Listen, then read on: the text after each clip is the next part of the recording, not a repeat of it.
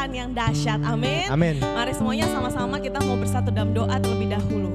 Tuhan Yesus, kami datang Tuhan, kami ucapkan terima kasih, kami naikkan syukur Tuhan untuk Engkau Allah yang baik, Engkau Allah yang luar biasa. Terima kasih banyak Tuhan, dan saat ini kami sudah rindu Tuhan.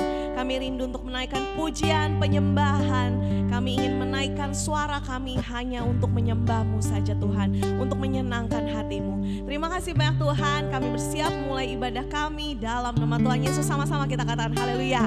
Amin. Haleluya. Saya mau ajak setiap jemaat, ayo kita bangkit berdiri. Kita mau menggerakkan badan kita mau memuji Tuhan. Kasih Tuhan mengalir begitu derasnya, mengalir seperti sungai. Haleluya. Yes.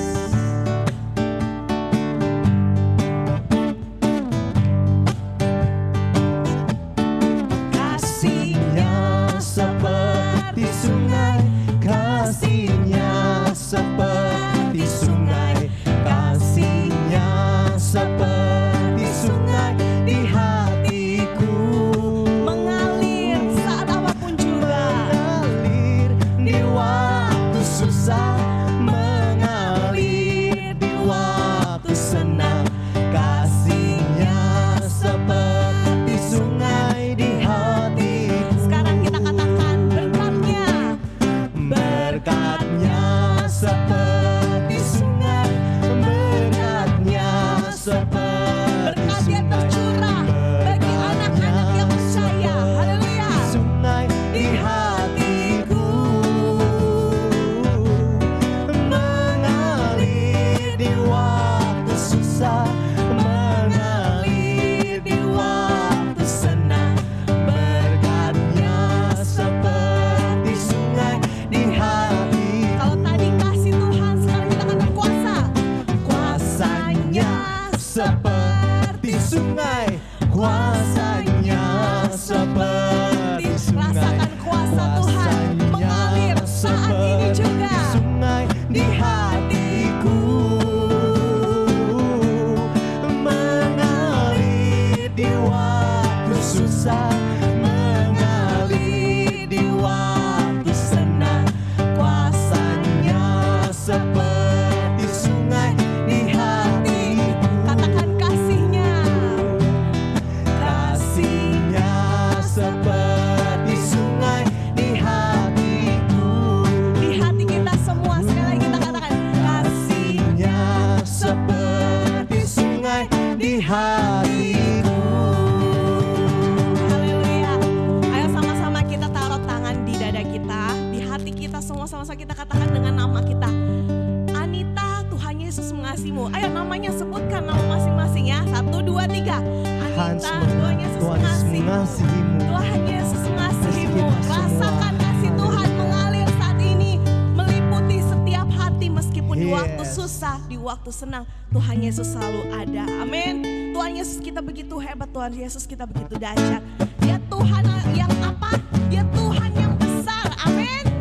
Tuhan Allah hadir tengah kita semua, meskipun kita di rumah beribadah, tapi ketika kita memuji Tuhan, Tuhan Allah hadir di tempat itu. Oh, oh, eh, eh. Tuhan Allah di tengah kita besar, besar. Dia senangkan dan girakan dengan suka.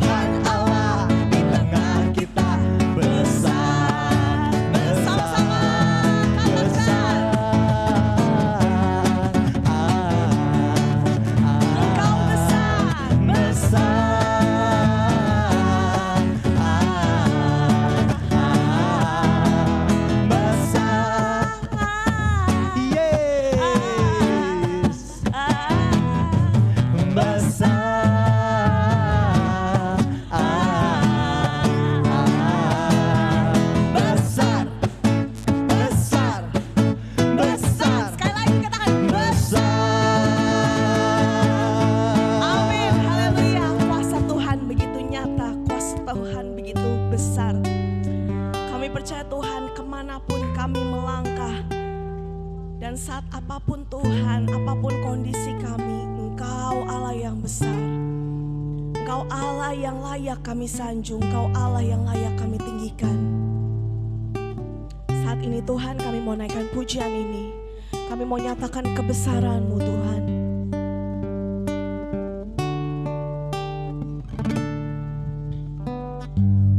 Dalam setiap langkahku dan hembusan nafasku, Kau ada di sini.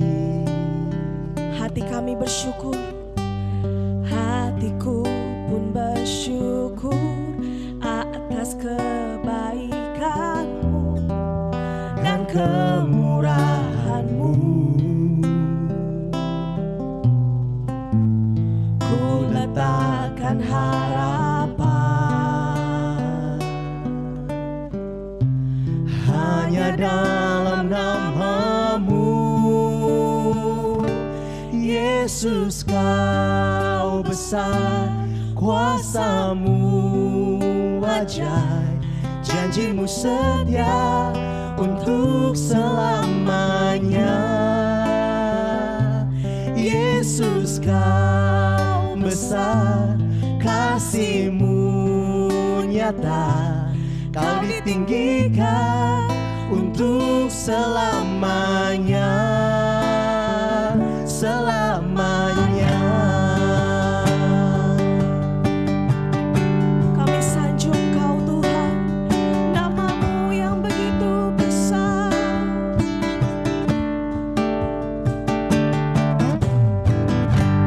Dalam setiap langkahku dan hembusan nafasku, Kau ada di sini.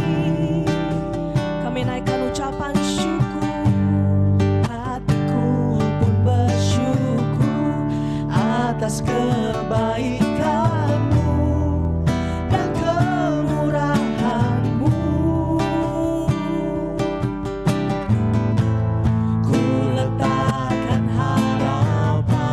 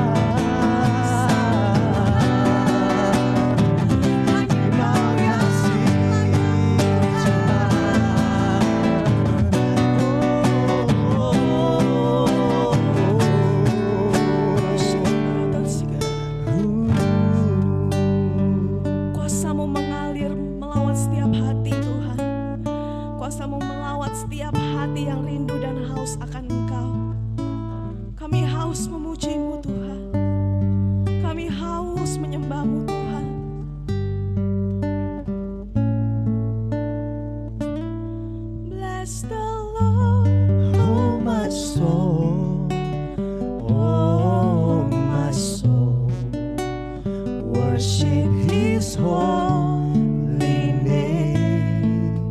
Sing like never before.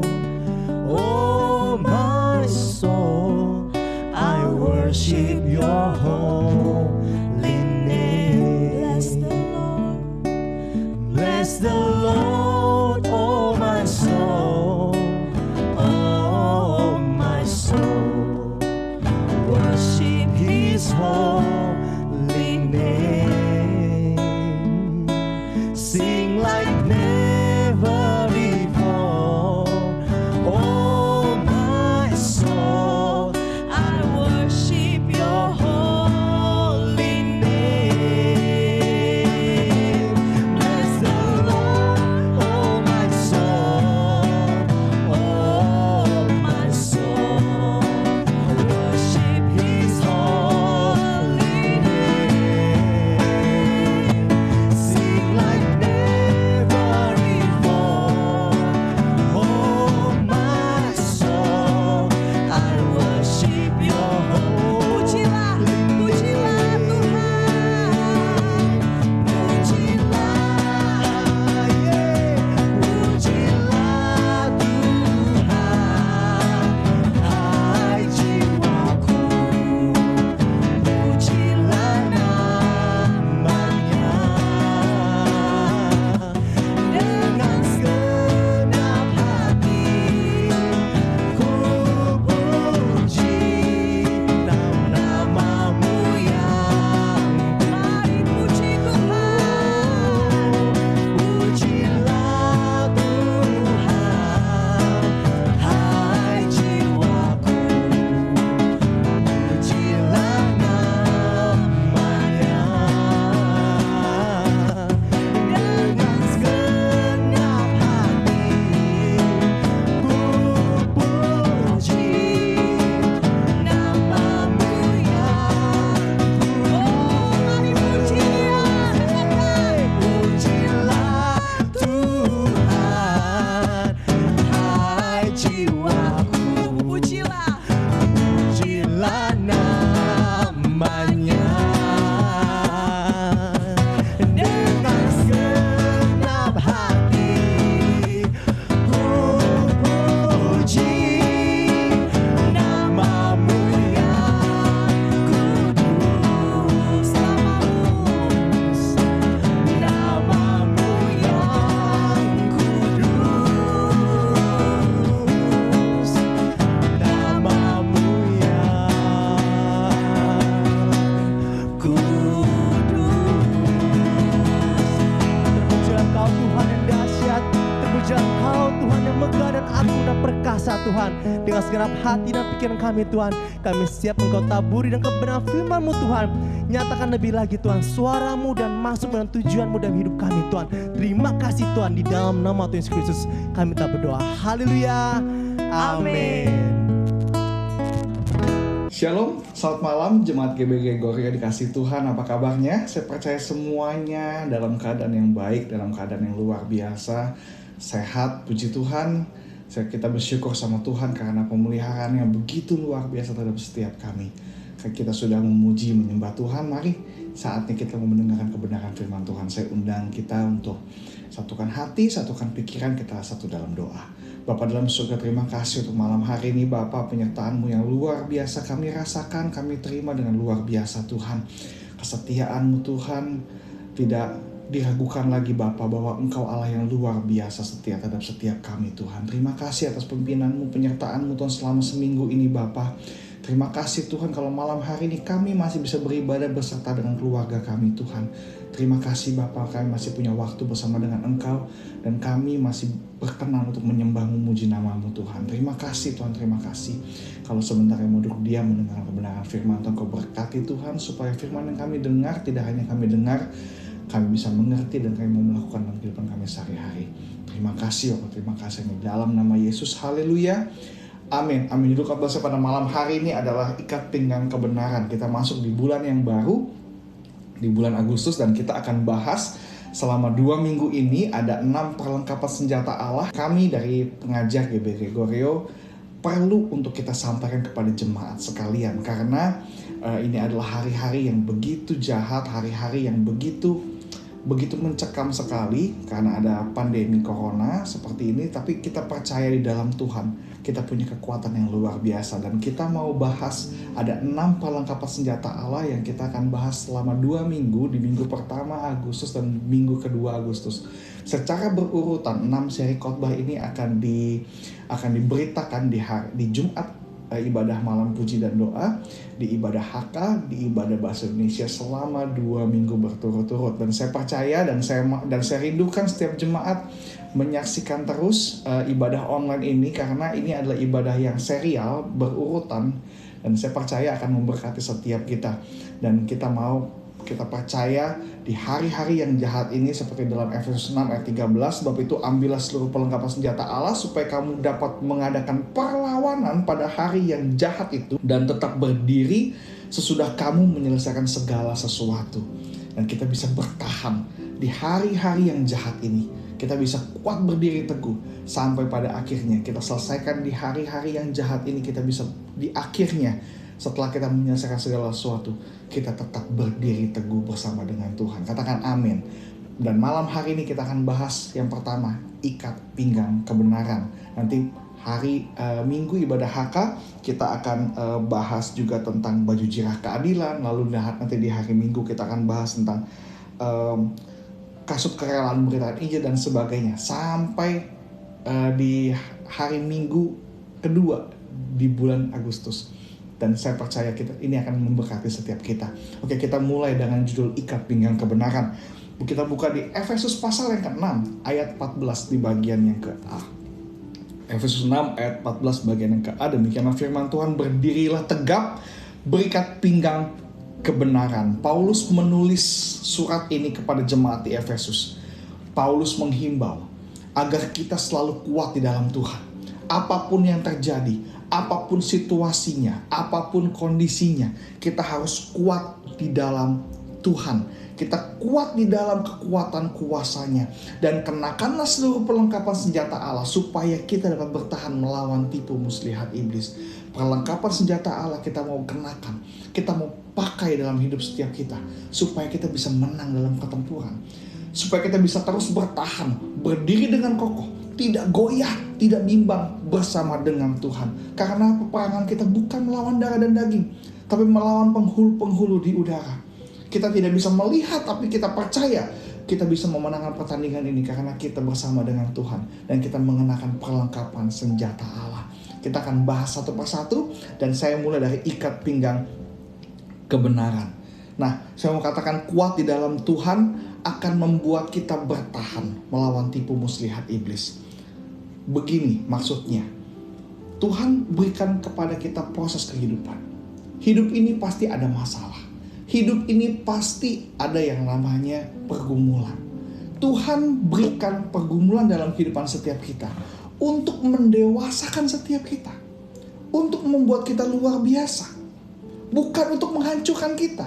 Tetapi kalau kita tidak kuat, kalau kita tidak bertahan, kita akan menganggap proses ini adalah sebagai hukuman Tuhan. Proses ini, situasi sulit ini sebagai hukuman Tuhan. Bahwa Tuhan meninggalkan kita, Tuhan jahat, Tuhan tidak baik, Tuhan begitu menelantarkan kita, Tuhan begitu menghancurkan kita. Kalau kita tidak di dalam Tuhan, itulah pikiran kita. Tetapi sebaliknya, kalau kita kuat di dalam Tuhan, kita akan mengerti maksud Tuhan. Tuhan berikan segala yang hari ini kita rasakan tidak baik adalah proses untuk supaya hidup kita semakin kuat, semakin tajam, semakin murni di hadapan Tuhan. Ada amin? Iya, amin. Kalau kita tidak kuat di dalam Tuhan, kita tidak akan mengerti maksud Tuhan menempatkan kita di tengah badai. Tetapi kalau kita kuat bertahan, kalau kita bisa bertahan dengan perlengkapan senjata Allah, kita bisa bertahan, kita bisa kuat, kita akan mengerti maksud Tuhan kenapa menempatkan kita di tengah-tengah badai, di tengah-tengah persoalan, supaya kita semakin kuat, supaya kita semakin bertahan, supaya kita semakin tajam, supaya kita semakin bertumbuh iman kita di hadapan Tuhan. Itu maksud Tuhan. Nah, seiring waktu terkadang ketika kita tidak kuat, ketika kita goyah dalam peperangan ini, kita akan menganggap sebaliknya. Kita akan menganggap Tuhan meninggalkan kita. Kita akan menganggap Tuhan jauh dari kita. Padahal Tuhan sekali-kali pun dia tidak pernah jauh daripada kita. Tuhan dekat dengan kita, bahkan Tuhan beserta dengan kita. Dia bilang, ketahuilah, aku akan menyertai kamu sampai kepada kesudahan zaman, sampai kepada akhir zaman. Tuhan katakan di Matius pasal 28 ayat 20 dikatakan apa? Yang terakhir ini, aku akan menyertai kamu. Tuhan bilang, aku menyertai kamu, aku akan bersama dengan engkau sampai kepada kesudahan zaman.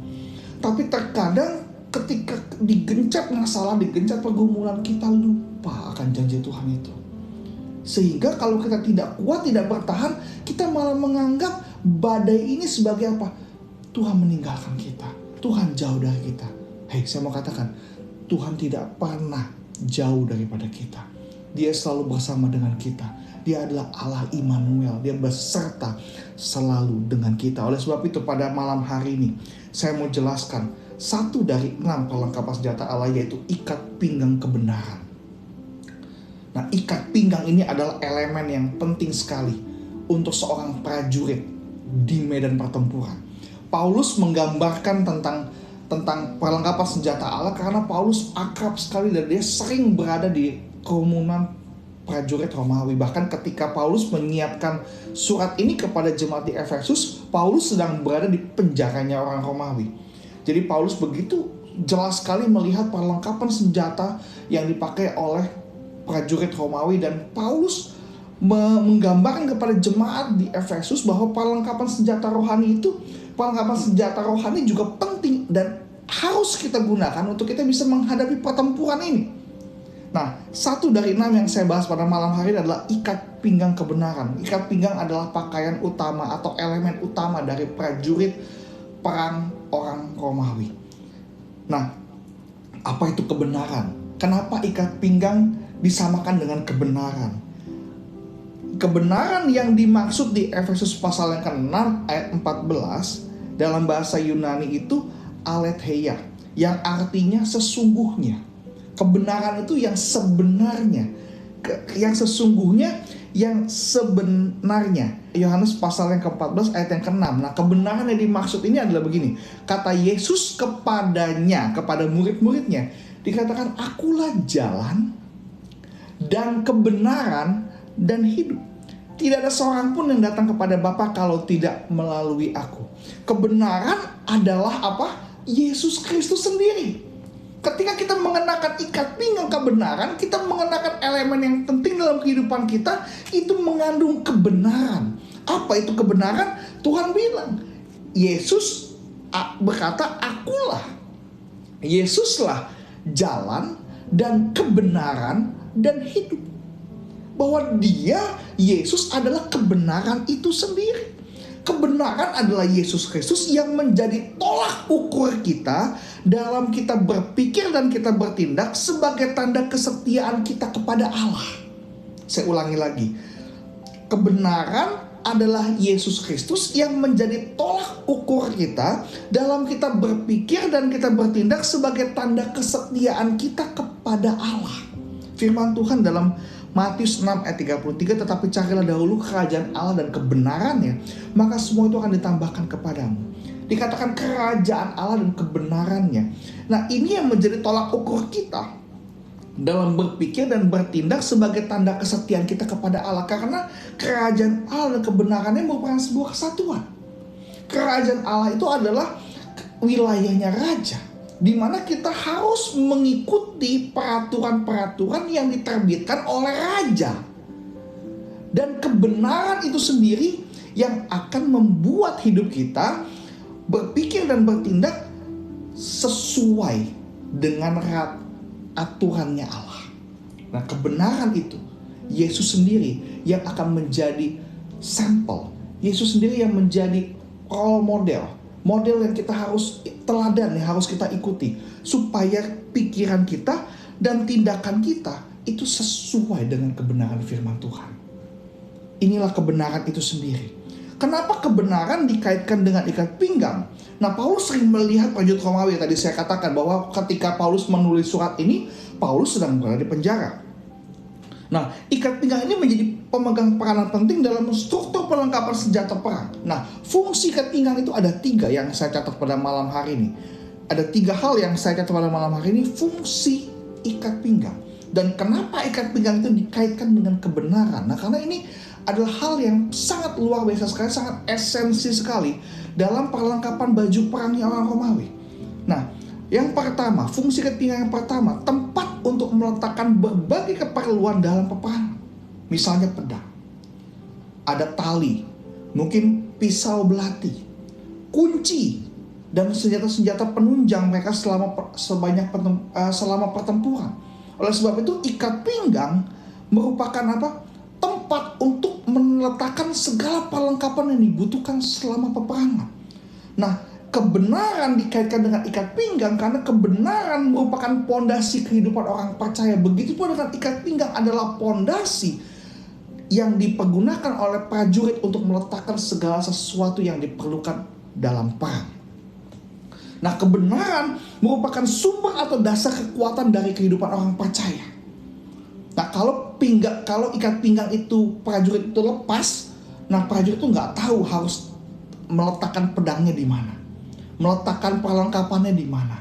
Kalau mereka punya kunci, kalau misalnya prajurit yang kebetulan dia adalah ranking yang tinggi, dia harus pegang kunci penjara, di mana penjara itu merupakan tawanan-tawanan penting yang dipenjarakan oleh prajurit dalam setiap peperangan. Dia harus pegang, mungkin ada pegang pisau kecil untuk melindungi dia ketika dia tidak bawa pedang besar. Ya, di ikat pinggang itu ada pedang kecil yang akan membantu dia dalam peperangan.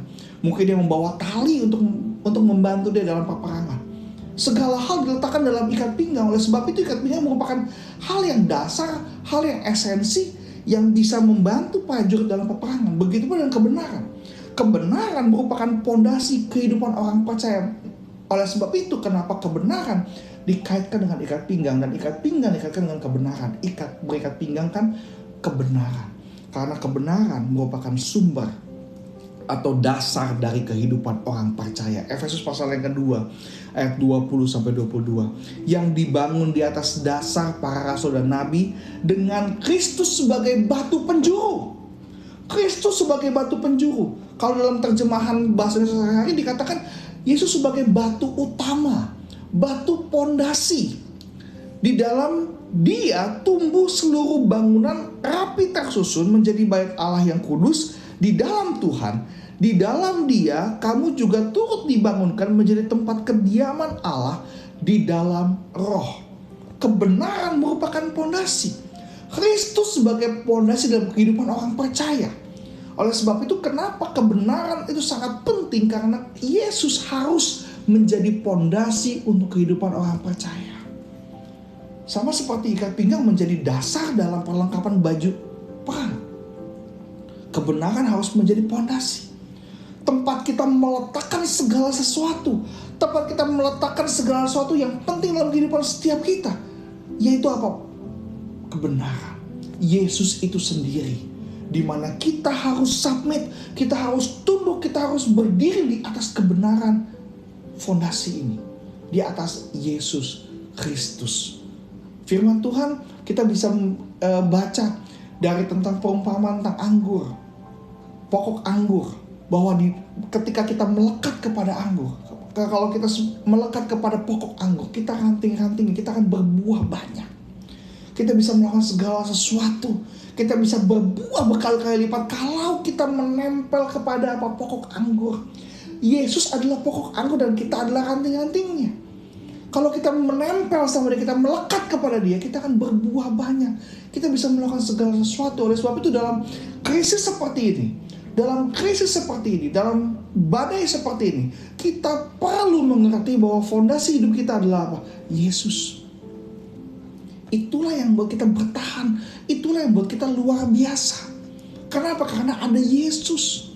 Karena ada Yesus, kita dijamin segala sesuatu oleh Yesus. Kehidupan kita dijamin oleh Yesus. Bahkan kematian kita pun dijamin oleh Yesus. Karena Yesus adalah jaminan keselamatan untuk setiap kita. Bahwa kalau Tuhan bilang burung di udara Tuhan pelihara, kalau kita mengerti ini, kalau kita benar-benar meletakkan Yesus sebagai dasar pondasi kehidupan kita, maka kehidupan orang Kristen tidak pernah goyah.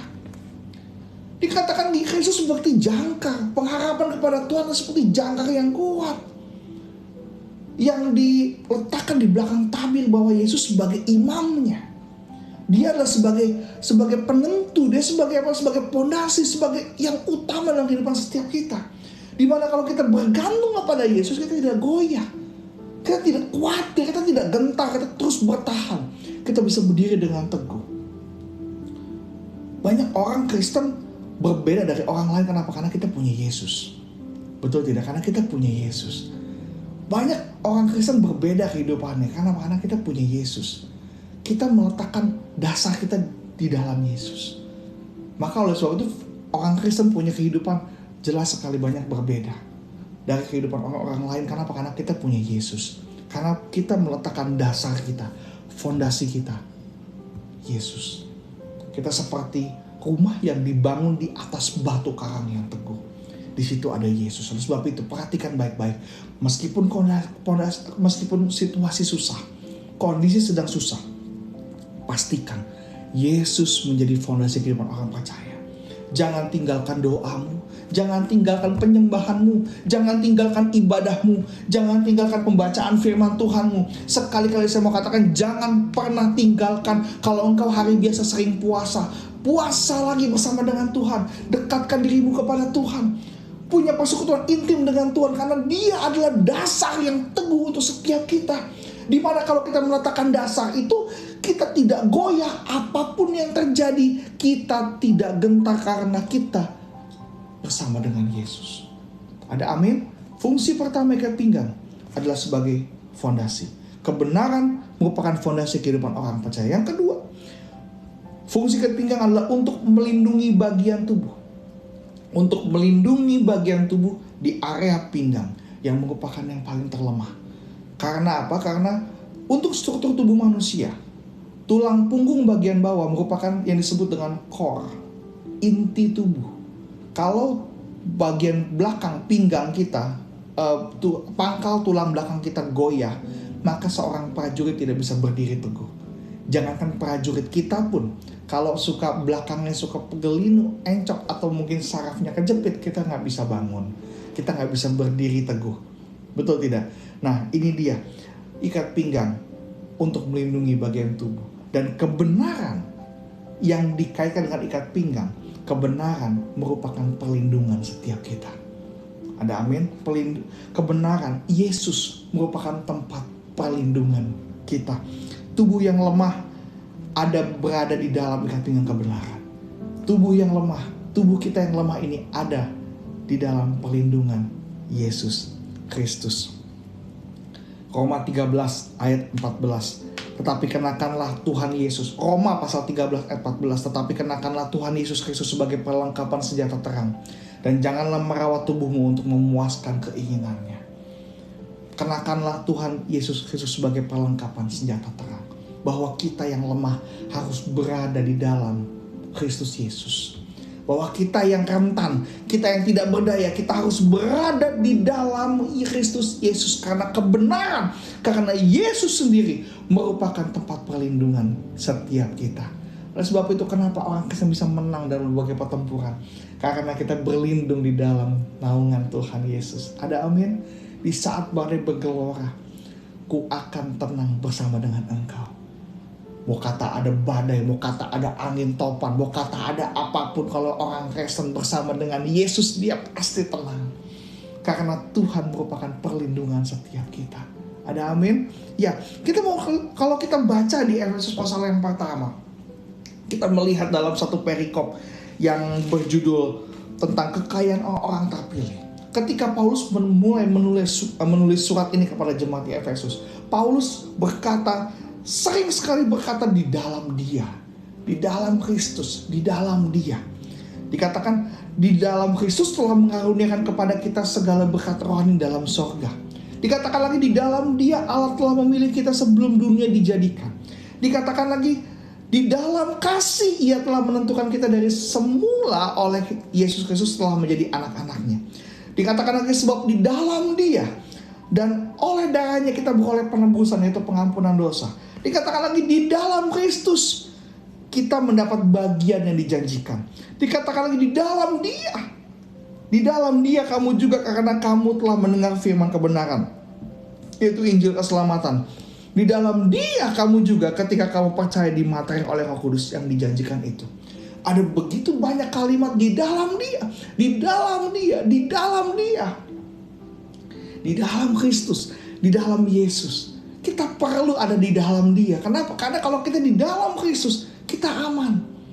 Bagian yang terlemah kita, bagian yang rentan dari kita. Manusia ini gampang buat dosa, gampang ketemu maut, tapi kita harus berada di dalam Dia. Karena di dalam Dia kita beroleh penebusan dan pengampunan dosa. Kita gak ngerti hidup ini buat apa, tapi kita di dalam Dia kita mengerti bahwa hidup ini kita sebagai anak-anak Tuhan. Kita harus menghormati Tuhan, kita mesti membanggakan Tuhan, kita mesti menyanjung Tuhan, menyanjung Yesus Kristus. Di dalam Dia segala kelemahan kita menjadi kekuatan. Di dalam Dia segala yang mencekam dalam kehidupan kita menjadi sebuah sukacita yang luar biasa. Tuhan gantikan duka cita menjadi sukacita. Tuhan gantikan kutuk menjadi berkat yang berlimpah-limpah. Kalau kita harusnya bagian dari maut, dosa adalah maut, Tuhan bilang apa? Kalau kita percaya kepada Dia, kita tidak binasa, kita beroleh hidup yang kekal. Kematian Tuhan gantikan dengan kehidupan kekal. Masalah yang kita hadapi Tuhan gantikan dengan berkat berlimpah-limpah. Ketika kita buntu pikiran kita, Tuhan berikan mukjizat. Bahwa di dalam Tuhan ada perlindungan. Itulah kenapa Paulus mengkaitkan ikat pinggang ke dalam kebenaran. Karena ikat pinggang melindungi bagian yang lemah. Dan Yesus melindungi kita yang lemah. Oleh sebab itu, jangan kita mau mimpin Tuhan, tapi biarlah kita dipimpin sama Tuhan. Kita harus di dalam Dia, berada di dalam Dia, berada bersama dengan Dia, di dalam kasih-Nya, di dalam perkenanan Dia, di dalam apa? Di dalam kehidupan Kristus. Kita mengenal Tuhan, artinya kita berjalan bersama dengan Kristus. Di dalam Dia ada keselamatan, di dalam Dia ada perlindungan. Tuhanlah perlindungan setiap kita. Saya kadang-kadang kangen dengan lagu itu. Tuhanlah perlindunganku, Dialah batu keselamatanku. Luar biasa sekali. Inilah yang buat kita terus kuat. Pakailah, kenakanlah senjata Allah. Ikat pinggang kebenaran sebagai pondasi. Yang kedua sebagai apa? Perlindungan setiap kita. Yang ketiga, yang terakhir, fungsi ikat pinggang untuk menopang tubuh. Ketika seorang prajurit harus mengangkat yang berat, ikat pinggang harus berada di pinggang. Kita harus kuatkan pinggang kita supaya apa? Supaya tulang belakang kita tegap berdiri. Ketika kita harus mengangkat yang bagian yang berat, kita harus mengangkat beban yang berat. Mungkin kita harus bawa kawanan kita yang terluka. Mungkin kadang-kadang prajurit Romawi harus membangun benteng. Kita harus bawa perlengkapan yang berat. Kita pakai ikat pinggang supaya apa? Supaya kita bisa mengangkat, supaya kita bisa kuat, kita bisa menopang segala sesuatu. Oleh sebab itu, kalau ikat pinggang kebenaran adalah penopang setiap kita. Yang ketiga, yang pertama kebenaran adalah pondasi. Yang kedua, kebenaran adalah perlindungan kita. Yang ketiga, kebenaran Yesus Kristus adalah penopang setiap kita. Firman Tuhan Filipi 4 ayat 13, segala perkara dapat kutanggung dalam Dia yang memberi kekuatan kepadaku. Segala masalah dapat kutanggung dalam Tuhan yang memberi kekuatan kepadaku.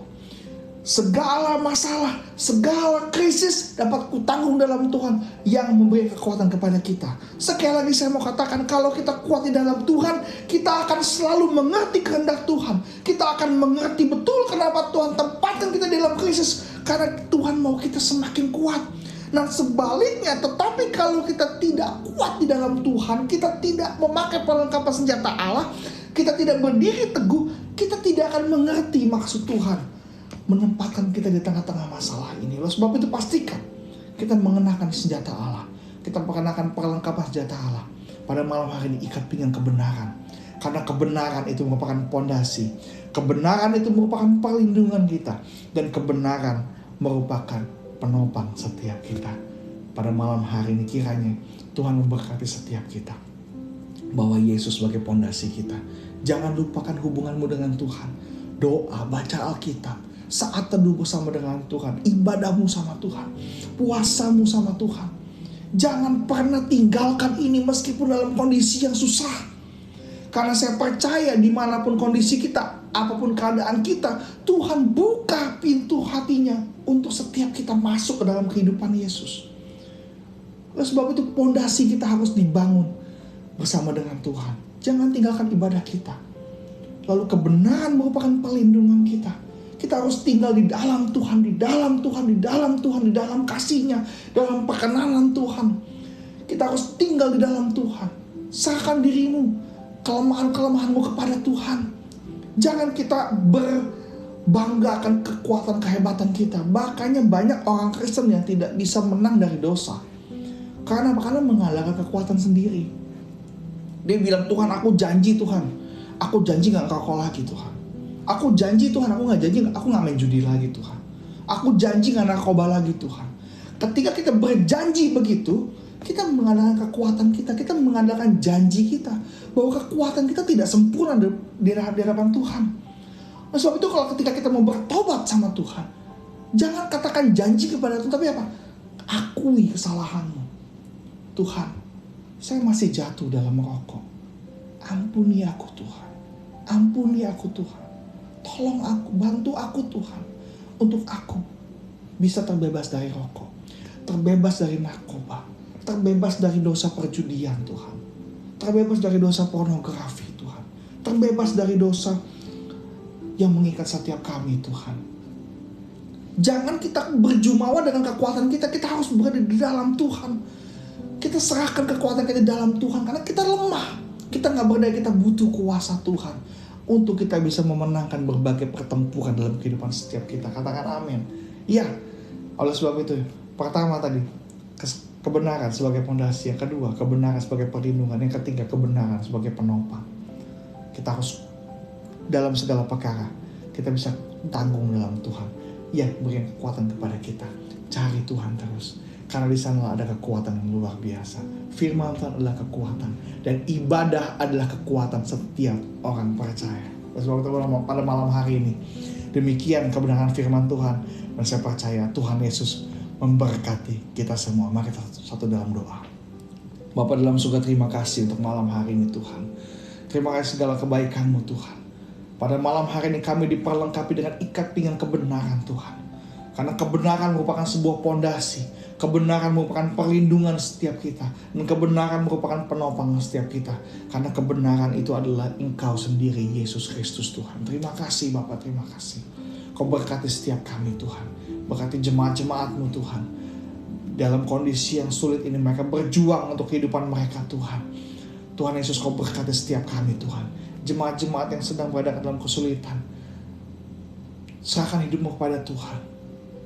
Karena Yesus mampu untuk menolong setiap kita. Beriman kepada Tuhan. Jangan henti-hentinya kita lepaskan harapan kita.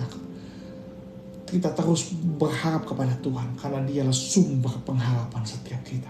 Terima kasih Bapak, terima kasih. Berkati kota ini. Berkati Indonesia. Biar Tuhan Kau pulihkan setiap kami.